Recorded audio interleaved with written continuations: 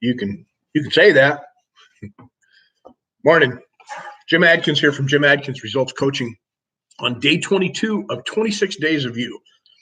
I would like to know how the rest of the days have been for you. Which word do you find, or which day did you find most appealing or most beneficial or even least beneficial? Sometimes we come across a day that just doesn't make sense to us, and that's okay too. Today's letter is V, and I've been saying this since the beginning. It's not about adding a word to your vocabulary as much as it is adding a word to your personality or your ability to change or transform, right? So today, I started looking at V words, and there are some V words I haven't heard or used since college. There's some I've never used. I've seen them, but so it's like maybe I should reapproach the vocabulary idea today. There's some pretty cool V words. Voracious was one that you hardly ever use.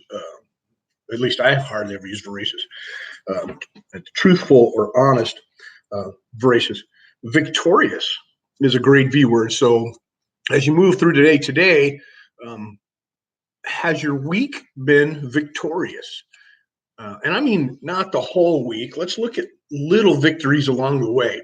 And just take the week, from Sunday to Friday or Sunday to Saturday, depending on how you want it. Just on that note, let me share with you how I look at a week as a coach. Sunday's always day one of the week. Start your week on Sunday, run it through Friday, and then you've got the weekend, right? The weekend is Saturday. You can enjoy the weekend, Friday, Saturday, Sunday if you want, but for me, it is a day ahead of the competition, a day to get started and get ahead of myself on Sunday, and then Saturday is always, this is Saturday, this is our day, this is the weekend. So that's how I look at the week. So how was your week? What victories did you find along the way? Miss Quinn and Mr. Quinn, friends of mine, students of mine, had a great week, I think. And I hope that they take time to celebrate that and remember to be grateful. When you start reaching for goals and you achieve even the little ones, even little steps along the way. Let's say, excuse me, I'm doing breakfast too. Let's say you're running for this major goal and you know the outcome and you know why you want to have it and you're focused on it and you've got your map in motion and you're moving, and along the way you achieve this, you achieve this, you achieve this, you achieve this, but you're still looking here. Don't forget all of those little achievements, all of those little victories are important. Celebrate them and be grateful for them. Lock those things in, because those are the ones that are going to carry you forward when, the next 5 days don't go so perfect.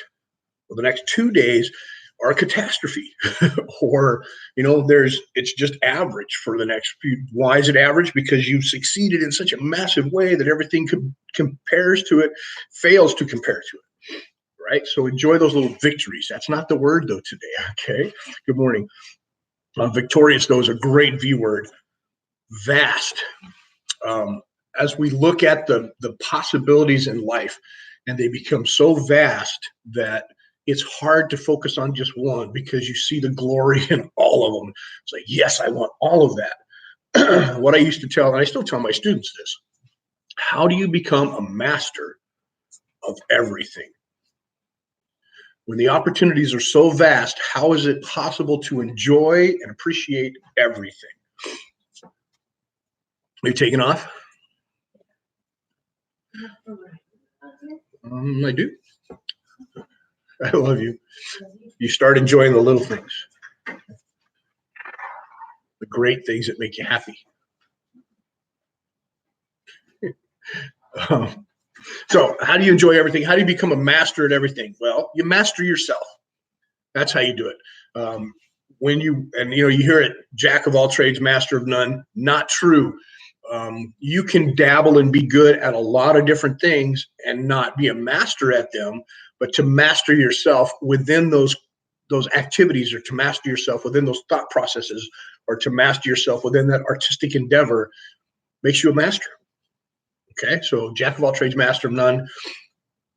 Yeah, I don't know about that, but to look at the vastness of possibility and the vastness of happiness, and to be able to seek it all can be overwhelming.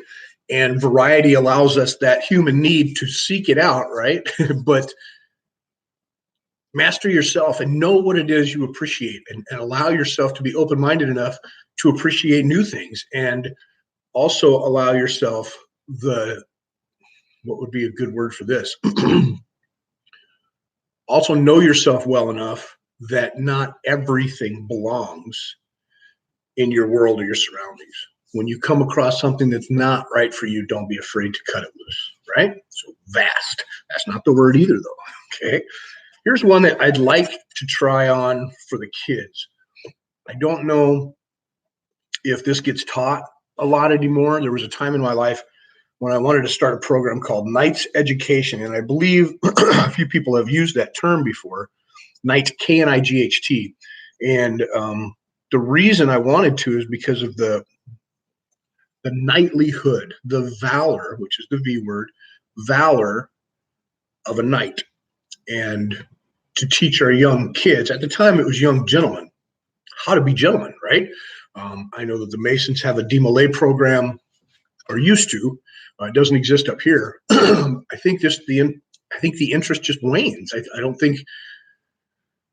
I'm not sure how many parents actually pay attention and take it upon themselves, or take it upon other mentors that they can put in their children's life to teach them to be gentlemen and ladies. Now, I'm not saying that in a pompous manner, right? Valor is a great word.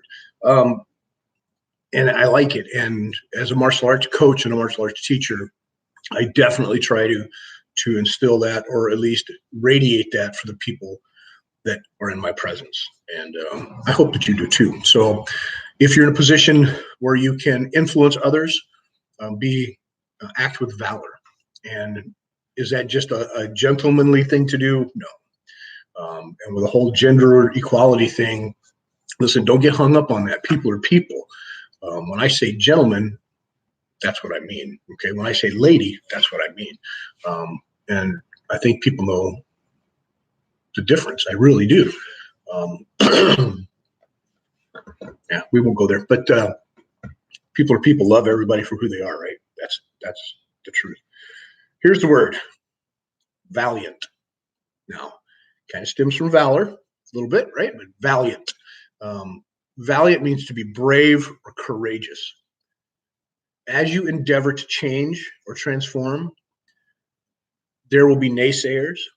There will be stumbling blocks. There will be your own perceived, created stumbling blocks. You will sabotage your success. Everybody does this. It's a part of our makeup. The process of transformation is not just to seek to overcome those, but to seek to recognize those and remove them.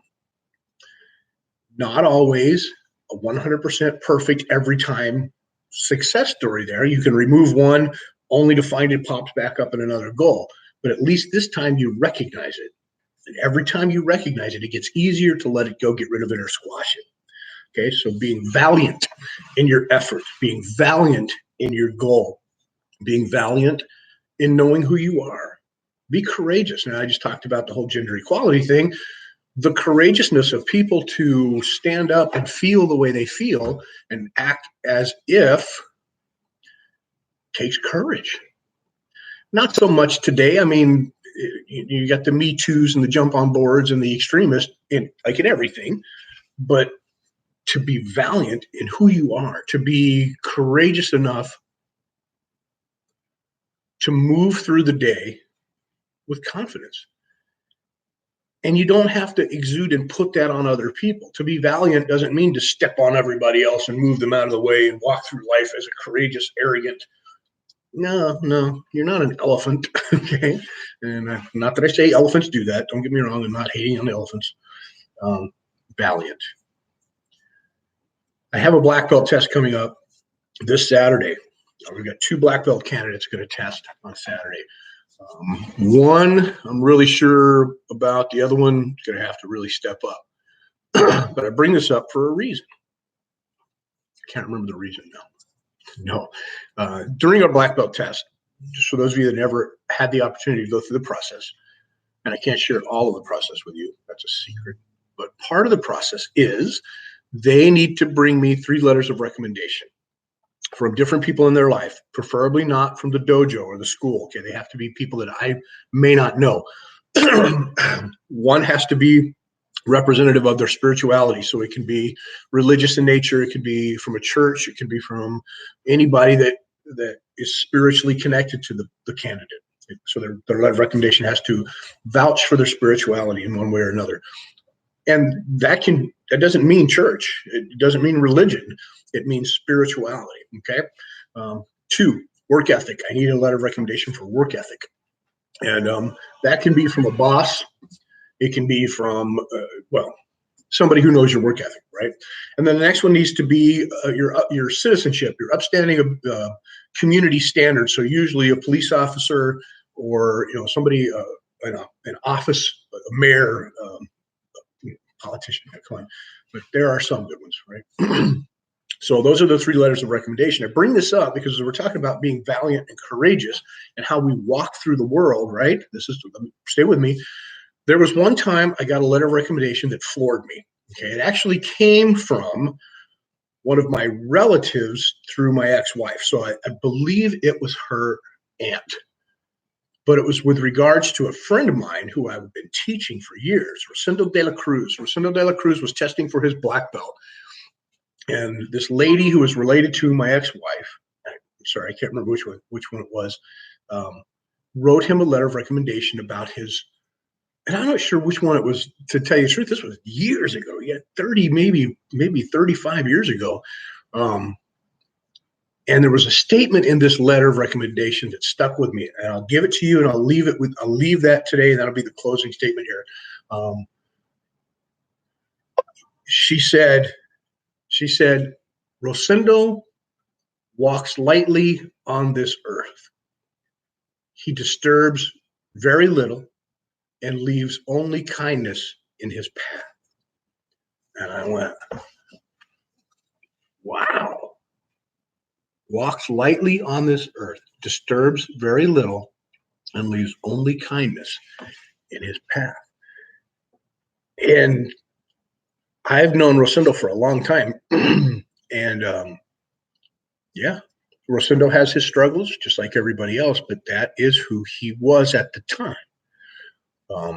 I still know his heart to be the same way. Life has a tendency to push us in directions that could